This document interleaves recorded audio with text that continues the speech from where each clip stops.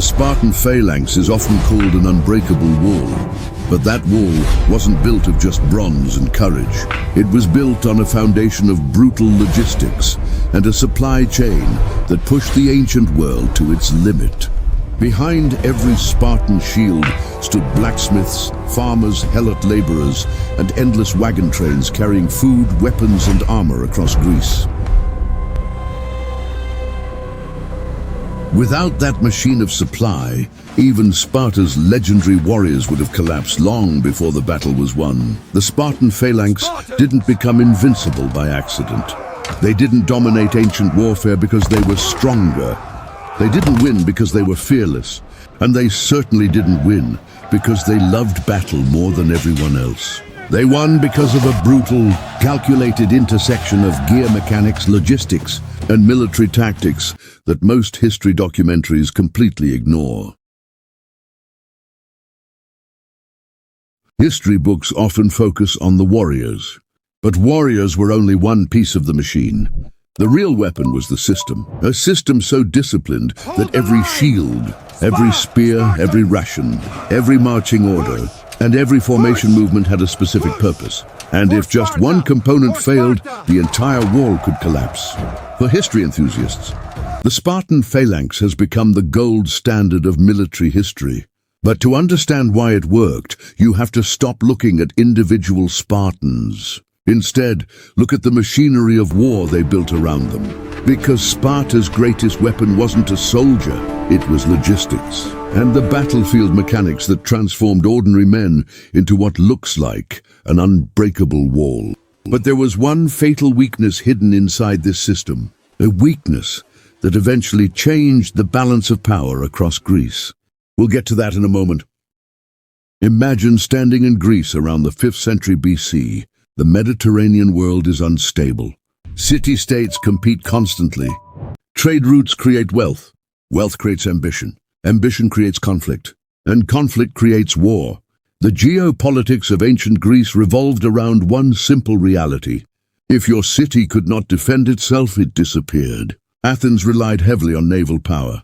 Corinth depended on commerce. Thebes sought regional influence. Sparta chose a different path. It transformed itself into a military state. Nearly every institution in Spartan society existed to support warfare. Education served warfare. Politics served warfare. Economics served warfare. Even family life served warfare. From childhood, Spartan males entered the agog, a training system designed to produce disciplined soldiers. This wasn't merely physical training. It was preparation for functioning inside a military machine. Because the Spartan strategy wasn't based on individual heroism. It was based on collective discipline.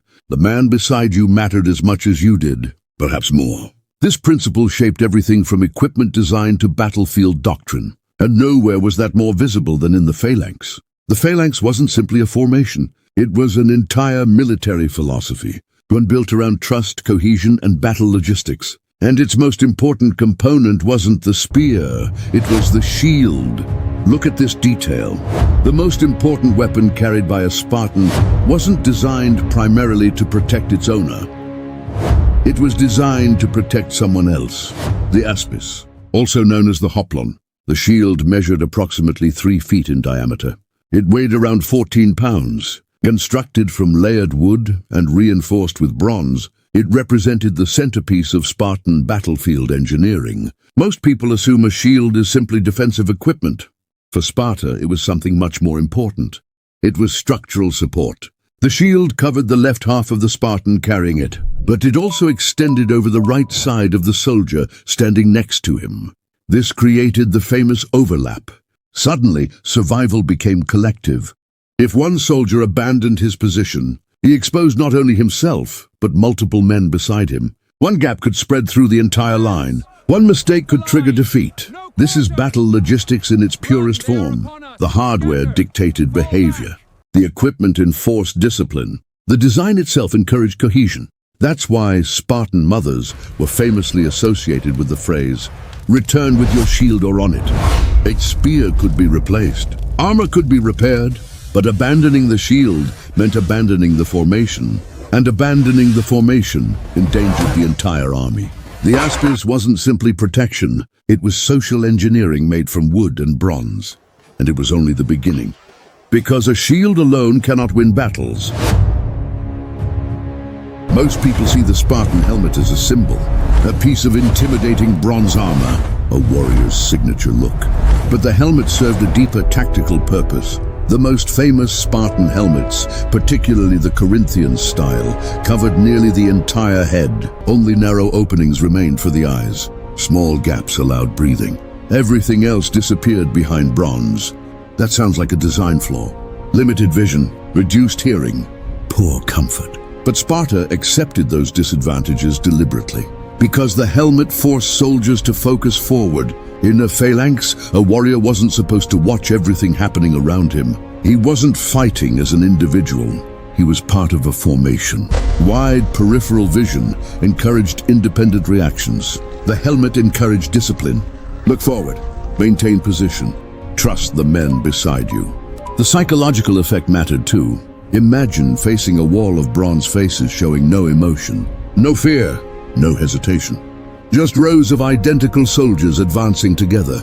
The helmet helped transform individual men into a single military machine. But there was a cost. Limited visibility made flank attacks even more dangerous.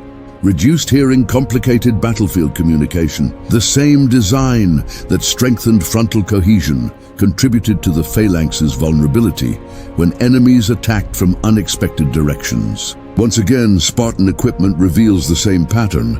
Every piece of gear strengthened the system, but every strength carried a trade-off. A phalanx is only as strong as its ability to remain standing. And that's where Spartan armor became far more important than most people realize. The bronze cuirass protected the chest and vital organs.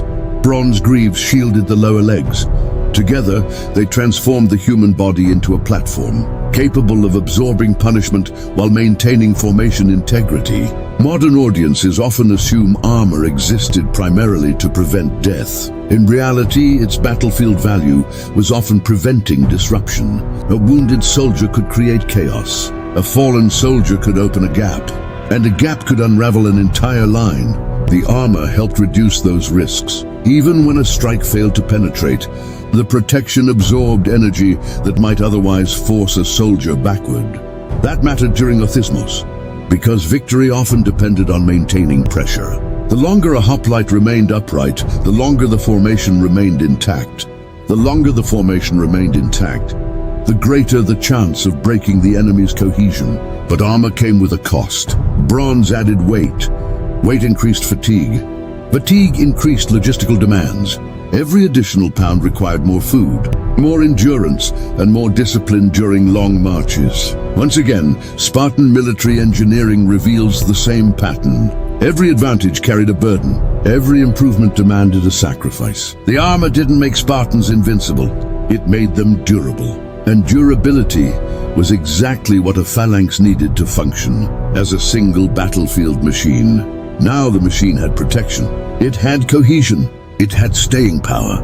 What it still needed was reach, because a shield wall can hold ground.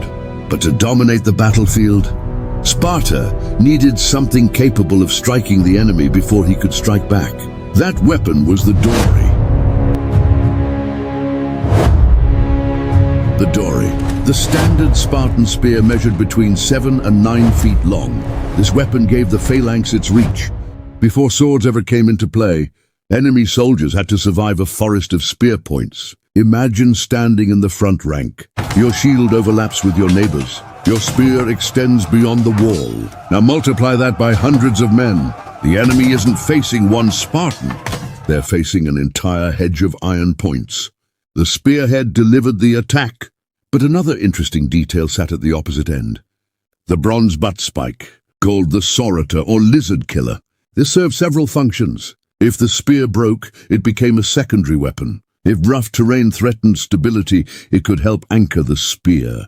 And after battle, it could be used in close combat when formations collapsed. Again, Spartan equipment wasn't designed for individual duels. It was designed for system efficiency. Every component had multiple functions. Every ounce of weight served a purpose. Every tool contributed to the effectiveness of the formation. But carrying this gear created another challenge. How do you keep thousands of heavily equipped soldiers moving and fighting? The answer reveals why logistics often decides war long before the first spear is thrown. History lovers often focus on battles. Generals focus on supply, because armies march on food long before they march on courage. A Spartan hoplite carried substantial weight: shield, spear, helmet, armor, greaves, personal equipment. Combined, the load could exceed 60 pounds. Now imagine moving thousands of soldiers, carrying that weight across mountains and valleys. Every mile consumed energy. Every day required food. Every campaign required planning.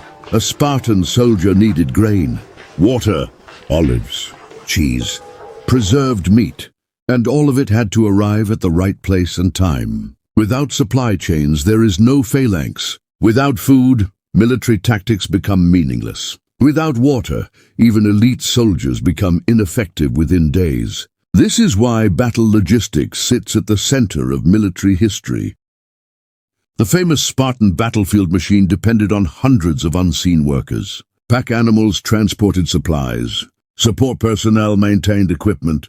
Messengers carried information. Commanders coordinated movement. The warriors received the glory. But logistics created the possibility of victory. This principle remains true in modern warfare, and it was equally true 2,500 years ago.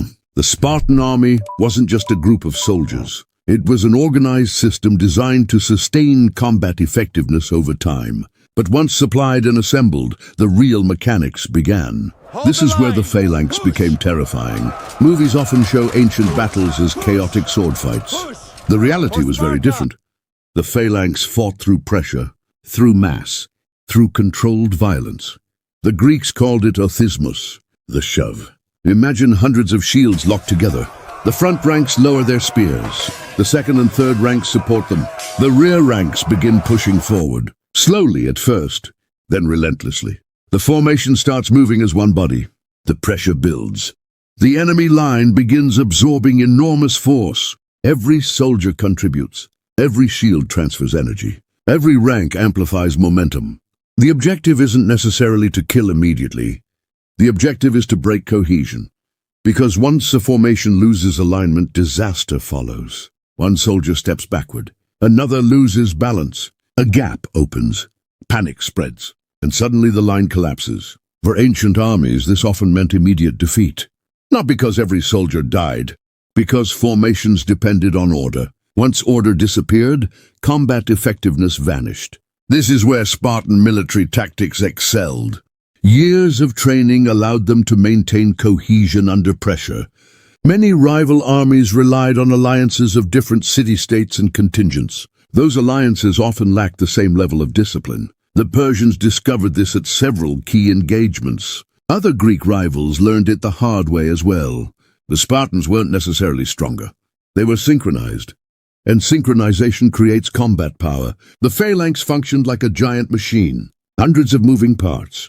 One shared objective. One coordinated action. One unstoppable push, at least from the front. Because now, we arrive at the weakness that eventually changed history. The Spartan phalanx was devastating from the front. But warfare evolves, and every military system eventually encounters a counter.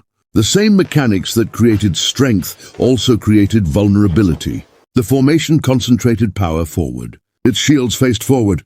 Its spears pointed forward. Its momentum moved forward. But what happened if an enemy attacked from the flank? What happened if rough terrain disrupted alignment? What happened if commanders introduced more flexible tactics? The phalanx struggled. Its greatest strength became its limitation. Over time, rival powers adapted.